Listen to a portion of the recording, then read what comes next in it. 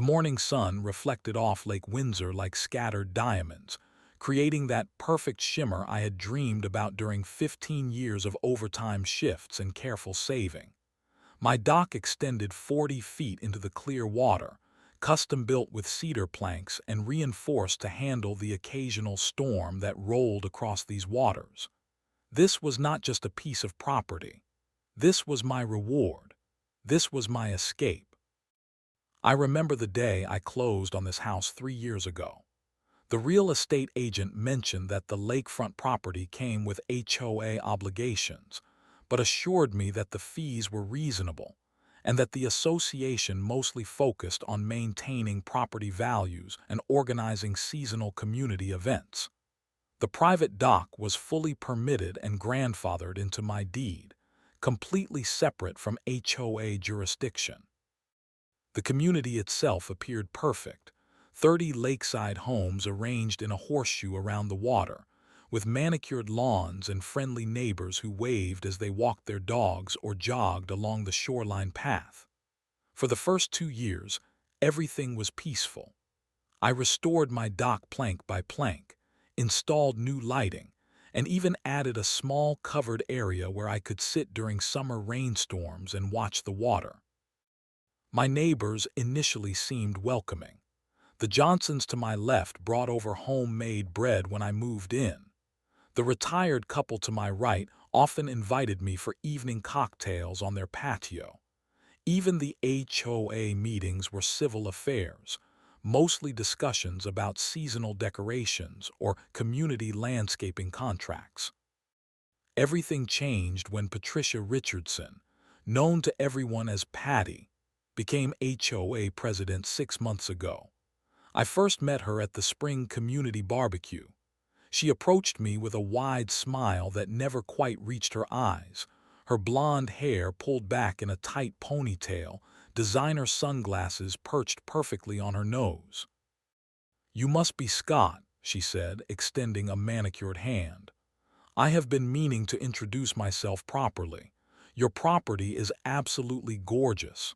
That dock especially. I have never seen anything quite like it on the lake." I thanked her politely, noticing how her gaze kept drifting past me toward the water. "The board has some exciting plans for community improvements this year," she continued.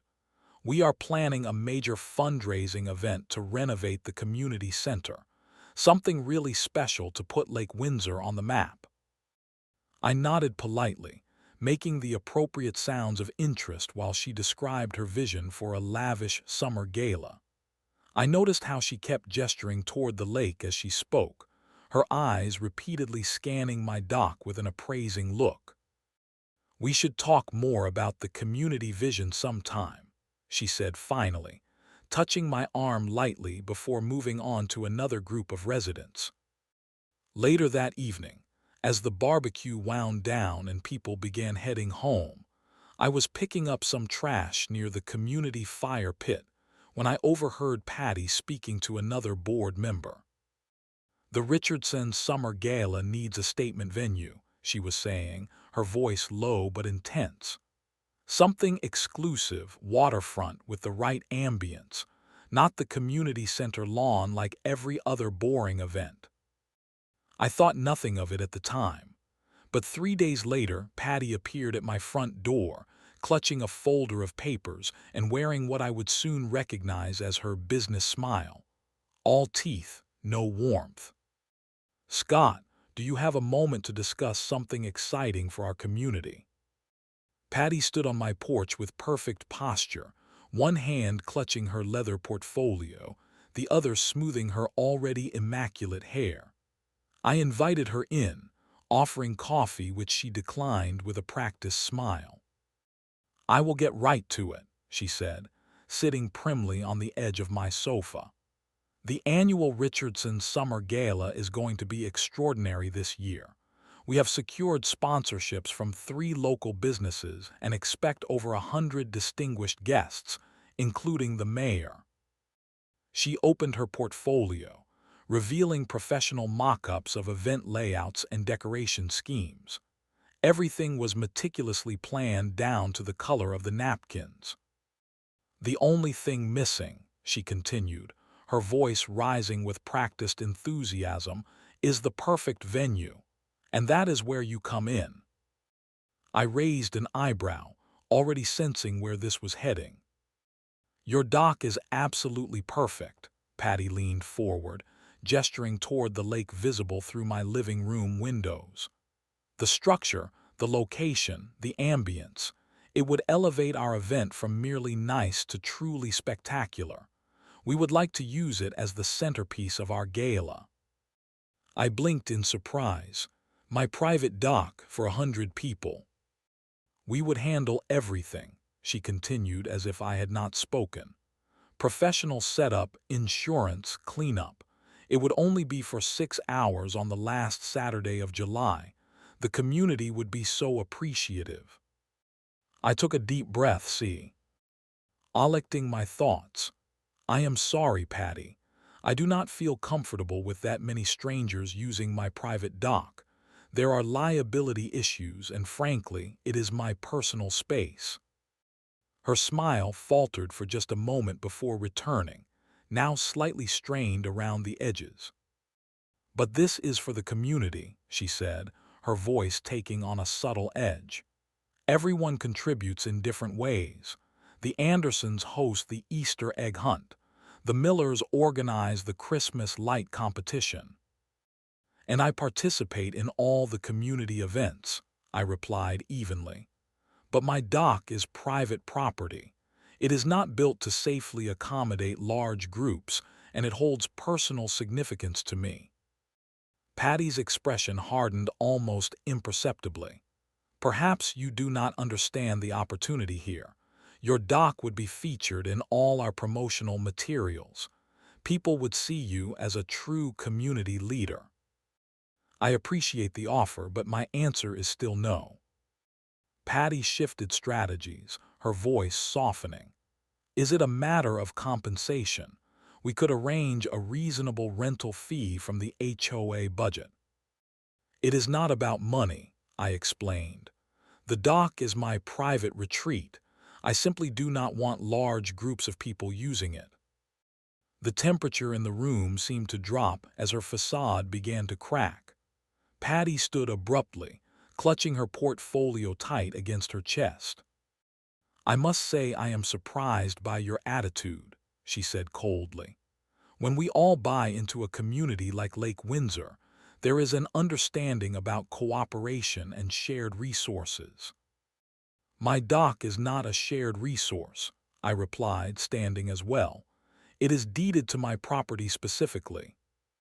Her eyes narrowed slightly. "As HOA president, I should remind you that the board has broad discretion regarding lakefront structures and community access. Perhaps we should review your dock permit at the next meeting." The thinly veiled threat hung in the air between us. I kept my voice level despite the anger building inside me. The dock was fully permitted and approved before I purchased the property. Its status is not under HOA jurisdiction, as clearly stated in the bylaws. Patty's smile returned, but it was different now, cold and tight. "We will see about that. Bylaws can be reinterpreted when necessary for community benefit." With that, she turned sharply and walked to the door. "I hope you will reconsider. It would be unfortunate to create unnecessary tension over something so simple." Before I could respond, she was gone, the door closing with a definitive click behind her. I stood in my living room, stunned by the interaction. Had the HOA president just threatened me because I would not let her use my private property? I looked out at my peaceful dock, wondering if I had overreacted or been unreasonable in my refusal. The next morning answered that question definitively. When I opened my front door to retrieve the newspaper, a crisp white envelope bearing the official HOA logo was taped to my mailbox. Inside was a formal letter requesting mandatory community access to my dock for the upcoming gala, citing obscure bylaws and threatening potential fines for obstruction of community improvement initiatives. The peaceful waters of Lake Windsor had officially been disturbed. The HOA letter was just the beginning. What followed was a coordinated campaign designed to wear down my resistance through a combination of social pressure and bureaucratic harassment. My phone began ringing daily with calls from Patty, which I increasingly sent to voicemail. The messages started professionally enough but grew progressively more hostile. "This is Patty Richardson following up about the dock access request. Please call me back to discuss compliance options." 3 days later, "Scott, the board is very concerned about your continued refusal to cooperate. There could be consequences for your standing in the community." By the end of the week, "Your selfish attitude is becoming a serious problem. Do not force the board to take official action." I saved every message, a knot forming in my stomach as I realized this was not going to blow over. When I ventured out to collect my mail or work in my yard, I noticed neighbors who had previously been friendly now avoided eye contact or hurried past with terse nods. At the local grocery store, I overheard two residents from my community discussing how the new guy on the lake is causing problems for everyone. 10 days after Patty's visit, I discovered the first violation notice taped to my front door, a citation for unapproved landscape modifications, regarding some hostas I had planted months earlier with no issues. 2 days later, another notice appeared citing excessive weed growth along my property line. By the end of the week, I had received 5 separate violation notices, each more trivial than the last. The morning I found a notice claiming my dock lighting violated community standards, the same lighting that had been installed for over 2 years. I knew with certainty that this was coordinated harassment. I carefully documented each notice, taking photos and noting dates and times. The situation reached a new level when I received an email notification of an emergency HOA meeting scheduled for the following Tuesday evening. The agenda listed a single item: discussion of lakefront access policies and community rights to waterfront amenities. I arrived at the community center 15 minutes early, finding the room already half filled with neighbors. Conversation died down when I entered, replaced by pointed looks and whispers. I took a seat in the back row, feeling oddly like a defendant arriving at his own trial. Patty called the meeting to order precisely at 7:00 p.m., her voice carrying the artificial warmth of a practiced public speaker. "Thank you all for coming to this important discussion about our community values and shared resources." For the next 20 minutes, she presented a carefully constructed narrative about the critical importance of community access to lakefront areas, the need for equitable enjoyment of natural features, and the selfish tendencies of certain homeowners who refuse to participate in community initiatives. While never mentioning me by name, her pointed glances in my direction made the target of her remarks abundantly clear. Slides showing underutilized private structures prominently featured photos of my dock taken from various angles. "The board proposes a new bylaw amendment," Patty announced, clarifying that all lakefront structures within our community boundaries fall under shared access provisions for official HOA events. Several residents nodded in agreement. I recognized them as Patty's close friends and regular allies at previous meetings. "This is ridiculous," a voice called out from my right. I turned to see Jim Morris, a retired attorney who lived 3 houses down from me. "You cannot retroactively claim access rights to deeded private property." Patty's smile tightened. "We are not claiming ownership, simply reasonable access for community benefit." My dock is on my property, I finally spoke up, my voice steady despite my racing heart. It was built with private funds, is maintained with private funds, and is specified in my deed as a private structure. The HOA has no jurisdiction over it. The room tensed as Patty fixed me with a cold stare. Perhaps you misunderstand the purpose of a homeowners association, Scott. When individual desires conflict with community needs, we must prioritize the greater good. Several of her allies murmured in agreement, but I noticed others shifting uncomfortably in their seats. Is that why you have been sending me baseless violation notices? To pressure me into giving up my property rights? I asked directly. Patty's expression never wavered. The timing of those violations is coincidental. They represent legitimate concerns about property standards.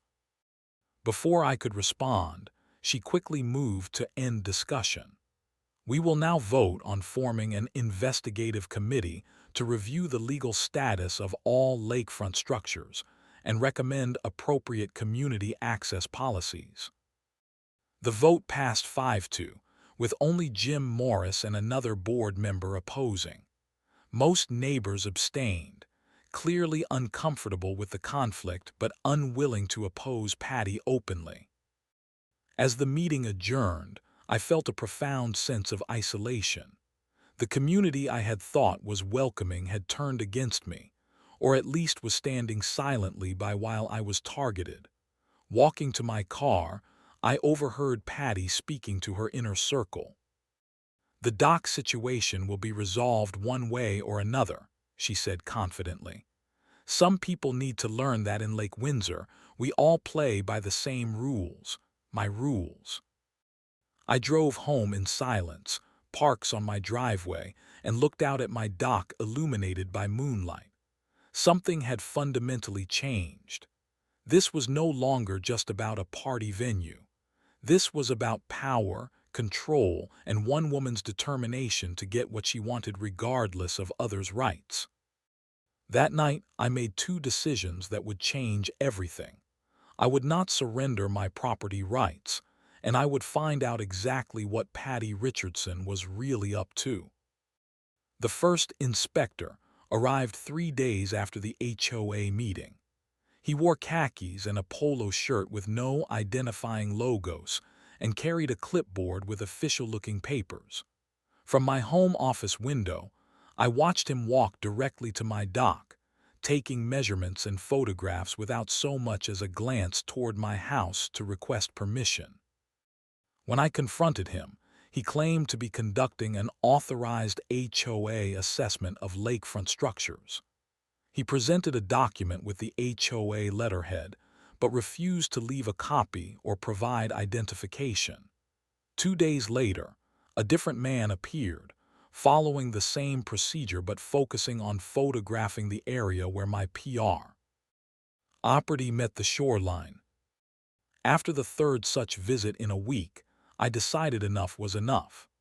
That afternoon, I drove to the nearest electronics store and purchased a comprehensive security system, 4 high-definition cameras with night vision capabilities and motion-activated recording. I installed them strategically, one overlooking the dock from the roof edge, one on the side of the house facing the lake, one monitoring the front approach to my property, and one hidden in a birdhouse with a clear view of the entire dock structure. The investment paid off almost immediately. At 10:47 p.m. the very next evening, my phone alerted me to motion detected on the dock. The footage showed Patty herself, accompanied by 2 board members, carefully inspecting every inch of my dock. They measured dimensions, examined the attachment points to the shoreline, and took flash photographs in the darkness. I watched in disbelief as Patty pointed to various structural elements, clearly explaining something to her companions. I considered confronting them but decided against it. Instead, I let the cameras record, capturing indisputable evidence of trespassing. This pattern continued over the next week, different groups, always including at least one board member, conducting nighttime inspections of my property without permission or notice. During daylight hours, I began my own investigation. I requested copies of all HOA financial records for the past year, a right guaranteed to every homeowner in the bylaws.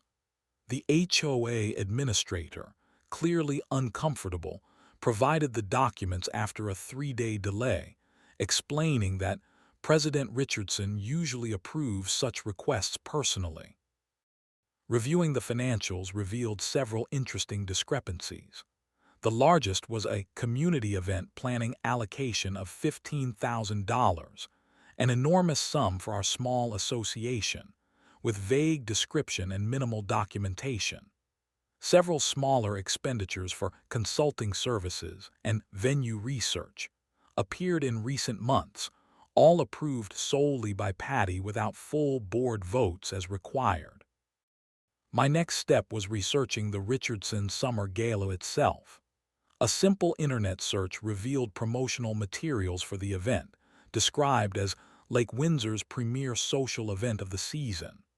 What shocked me was the ticket price, $250 per person, and the description promising exclusive lakefront dining and dancing under the stars at our private dock venue. Private dock venue, my private dock venue. The website included a countdown timer to the event, just 6 weeks away, and indicated that tickets were selling fast with limited availability. Based on the listed capacity and ticket price, Patty stood to collect over $25,000 from ticket sales alone for an event using my property without permission.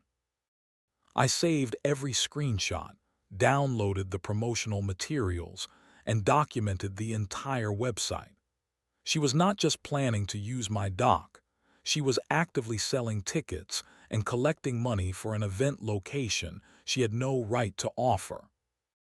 My investigation took an unexpected turn when my doorbell rang on a Saturday afternoon. It was Barbara Cooper, a neighbor who lived on the opposite side of the lake.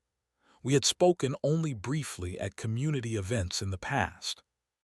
"I hope I am not intruding," she said nervously, glancing over her shoulder as if worried about being seen. "But I wanted to talk to you about what is happening, about Patty." Over coffee at my kitchen table, Barbara revealed a pattern of behavior that extended far beyond my situation. 2 years earlier, Patty had attempted to force Barbara to remove a garden shed that had stood on her property for decades, claiming it obstructed community views. When Barbara refused, she experienced the same campaign of harassment, violation notices, social isolation, and thinly veiled threats. She eventually backed down when my husband threatened legal action, Barbara explained. But she never forgives what she sees as defiance. There have been others too. The Hendersons were pressured into removing their boat lift last year. The Wilsons were forced to replant their entire garden because Patty decided their vegetable plants were aesthetically unsuitable. Barbara lowered her voice. "But this situation with your dock is different. I have never seen her this fixated. She talks about that gala constantly, and your dock is central to her plans. I think there is more to it than just a party venue." As Barbara was leaving, she hesitated at the door. "Be careful. Patty has connections with the city council through her husband. She usually gets what she wants, one way or another." That night, reviewing weeks of accumulated evidence, I realized I was dealing with something far more serious than a petty power struggle. This was systematic abuse of authority for personal gain. The time had come to fight back, not just for my dock, but for the entire community. Monday morning, I called in sick to work for the first time in 3 years. This situation required my full attention. My first call was to Gregory Winters, a property rights attorney recommended by Jim Morris after the HOA meeting. I explained my situation in detail, forwarding all the documentation I had gathered. "Your case is stronger than you realize," Gregory told me after reviewing the materials. "The dock is explicitly listed in your deed as a private structure on private property. The HOA bylaws contain no provisions for mandatory access to privately owned waterfront structures. In fact, Section 7.4 of your bylaws specifically states that waterfront structures existing prior to 2010 remain the exclusive property of the deeded owners. So they have no legal right to demand access," I asked, feeling vindicated. "None whatsoever," Gregory confirmed. "Furthermore, the trespassing documented in your security footage provides grounds for legal action against both the individuals involved and potentially the HOA itself for sanctioning the behavior." Gregory advised me to send a formal cease and desist letter regarding both the trespassing and any claims to my dock. "Document everything," he emphasized. "Every communication, every notice, every encounter. Build a paper trail." With legal confirmation of my position, I turned to the HOA bylaws themselves. Over the next 2 days, I read every page of the 53-page document, highlighting inconsistencies between the written rules and Patty's actions. The most glaring violations involved financial oversight.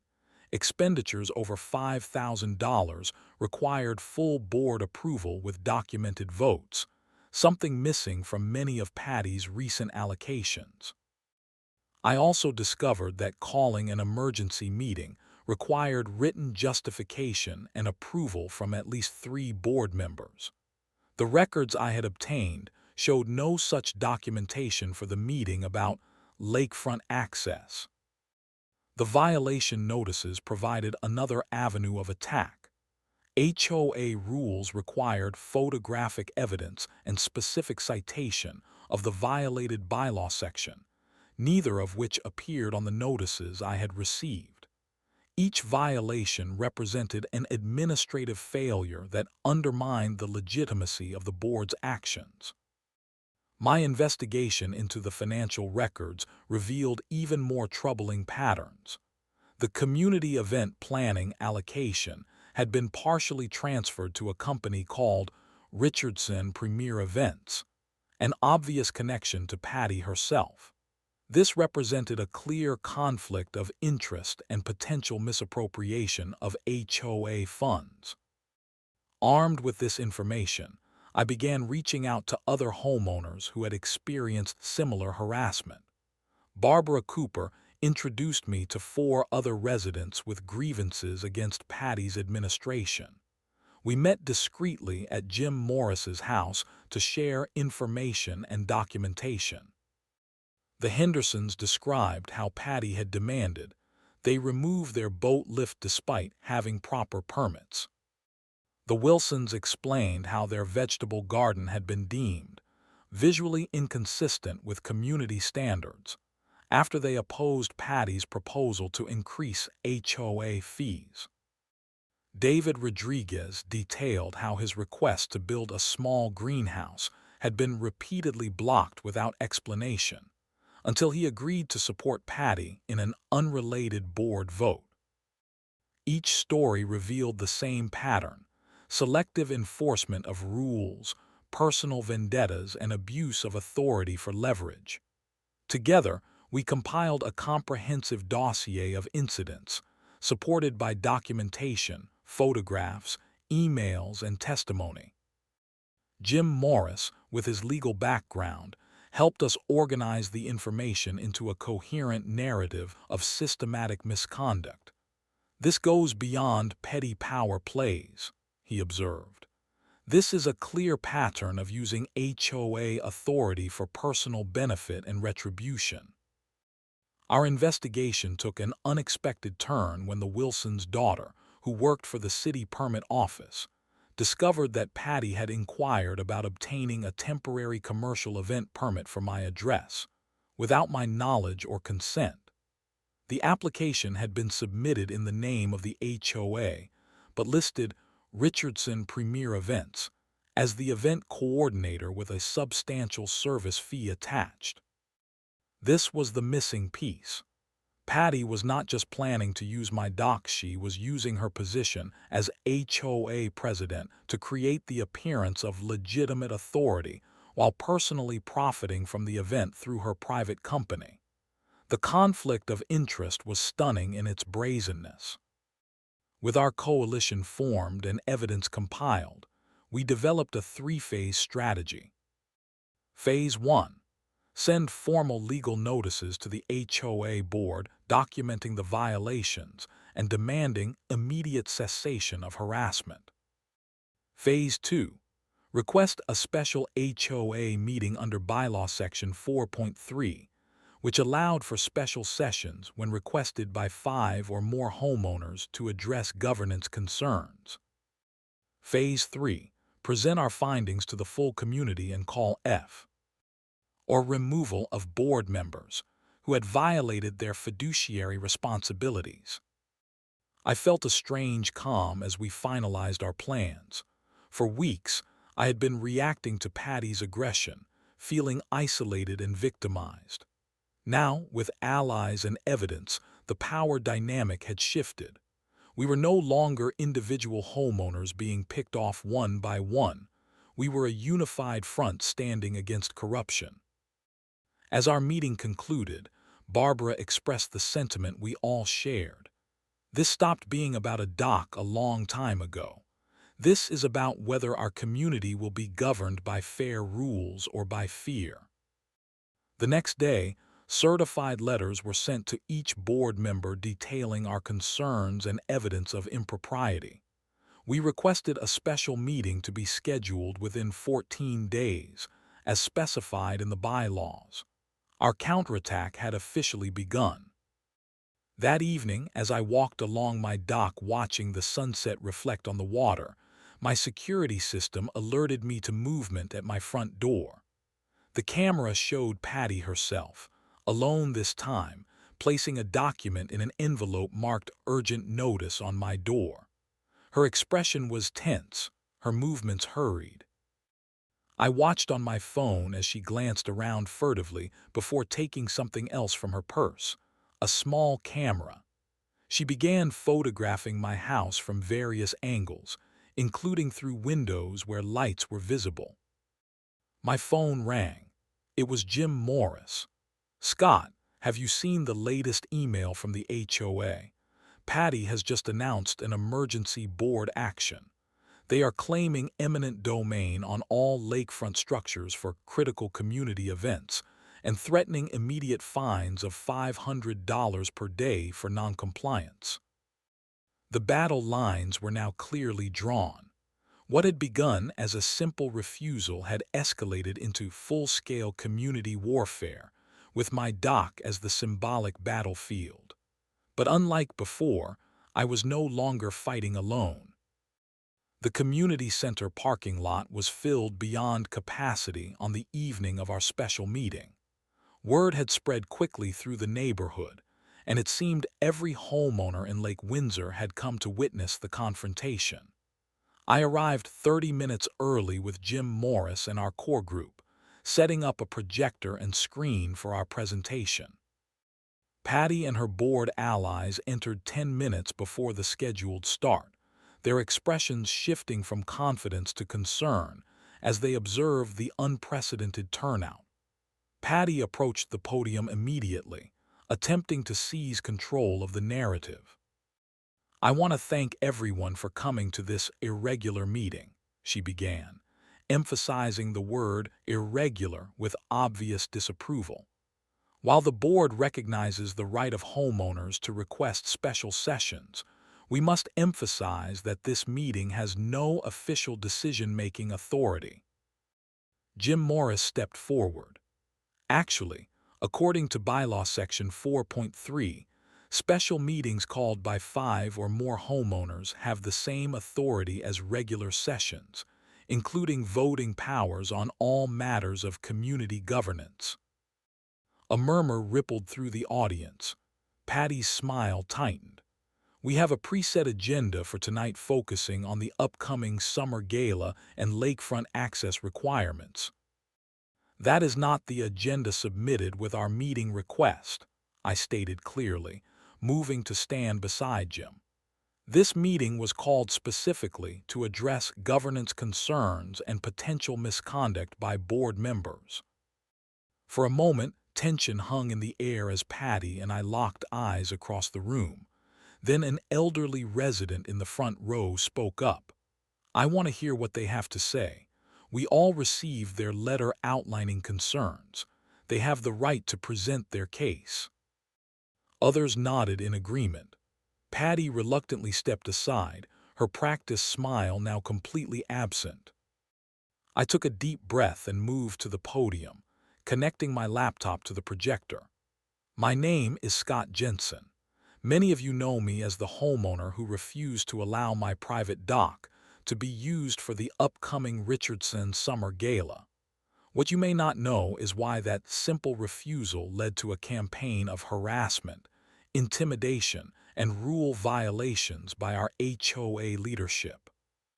For the next 20 minutes, I methodically presented our evidence, beginning with the timeline of events following my refusal. I showed the barrage of violation notices, all issued within days of declining Patty's request, none following proper HOA procedures for documentation or citation of specific bylaw infractions. The room grew increasingly tense as I moved to the security footage. Crystal clear video showed board members trespassing on my property at night, measuring and photographing my dock without permission or notice. The footage was time-stamped and unambiguous. These unauthorized inspections occurred repeatedly over a 2-week period, I explained. At no time was permission requested or granted for these intrusions on private property. Gasps and murmurs filled the row. When I revealed the promotional materials for the gala, showing how tickets had been sold promising access to a private dock venue that Patty had no legal right to offer. But the most serious concern, I continued, advancing to the financial records, involves potential misuse of HOA funds and conflicts of interest.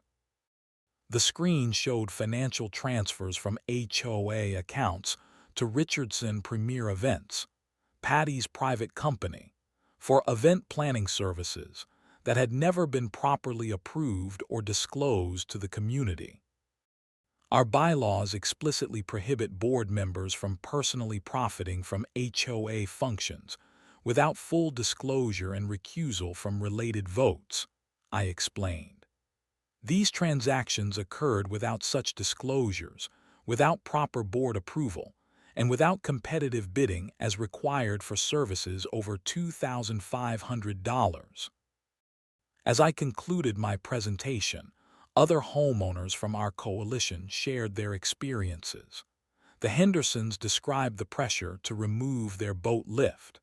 The Wilsons explained the targeted enforcement regarding their garden. David Rodriguez detailed how his greenhouse approval was held hostage for political support. Each story reinforced the pattern of selective enforcement and abuse of authority. By the time we finished presenting, the atmosphere in the room had transformed from skepticism to shock and anger. Patty attempted to regain control, dismissing our evidence as misunderstandings and exaggerations. But her defense collapsed when confronted with the documentation of financial transfers to her company. That was a legitimate business arrangement for professional services, she insisted, her voice rising defensively, which you failed to disclose to the board or community as required by Bylaw Section 8.7 regarding conflicts of interest, Jim countered. Other board members began distancing themselves from Patty's actions. The treasurer admitted he had never approved several of the financial transfers in question.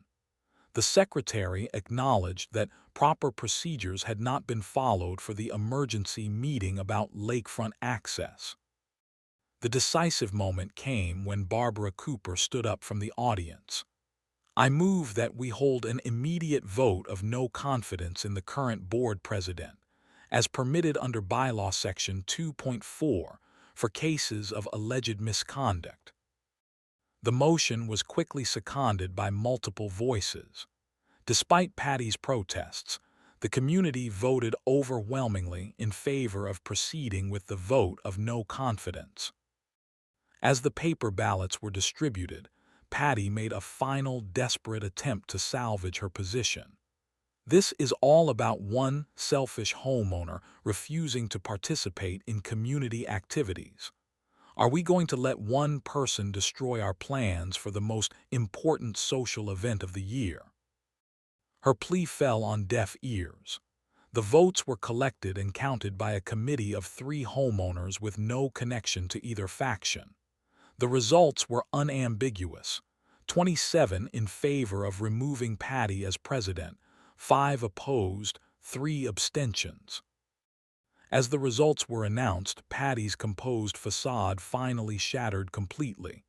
"This is not over," she shouted, gathering her belongings. "I have contracts signed, tickets sold.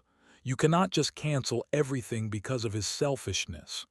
She pointed at me accusingly, her face flushed with anger.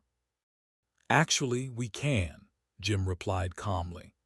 "Any contracts signed without proper board approval are not binding on the HOA, and any tickets sold for access to private property without the owner's consent represent potentially fraudulent transactions." Patty stormed out, followed by her few remaining allies. The community sat in stunned silence for a moment before spontaneous conversations erupted throughout the room. The showdown had ended decisively, but the work of rebuilding our community had just begun. The weeks following Patty's removal brought significant changes to Lake Windsor. An interim board was elected to serve until the regular annual meeting, with Jim Morris serving as temporary president. Their first official act was to issue a formal written apology to me and the other homeowners who had experienced harassment under the previous administration. The Lake Windsor Homeowners Association acknowledges that recent actions targeting specific residents regarding private property rights, particularly lakefront structures, were inappropriate and contrary to both our bylaws and community values, the statement read. "We affirm that privately deeded structures, including docks, remain under the sole authority of their rightful owners." The apology was accompanied by the cancellation of all pending violation notices issued during Patty's final months in office, pending review by the new board for legitimate concerns versus retaliatory actions. A professional audit of the HOA finances revealed the full extent of the financial improprieties. Beyond the transfers to Richardson Premier Events, auditors discovered unauthorized reimbursements for Patty's personal expenses, including clothing and restaurant meals, vaguely classified as community representation expenses. The most serious discovery was that deposits for the gala, approximately $15,000 in ticket sales, had been directed to a separate account controlled by Patty rather than the HOA treasury. The new board voted unanimously to pursue legal options for recovering these funds, including potential civil litigation and consideration of criminal charges for embezzlement. Patty herself had virtually disappeared from community life. Her husband still attended a church in the area, but neighbors reported moving trucks at their residence, and a "for sale" sign appeared on their lawn 3 weeks after the special meeting. The Richardson Summer Gala was officially canceled, with the interim board working to refund deposits to ticket purchasers from HOA reserve funds until the missing money could be recovered. In late August, the community gathered for an open forum to discuss governance reforms and rebuild trust. Attendance was nearly unanimous, with homeowners who had previously avoided involvement now eager to participate in reshaping our community systems.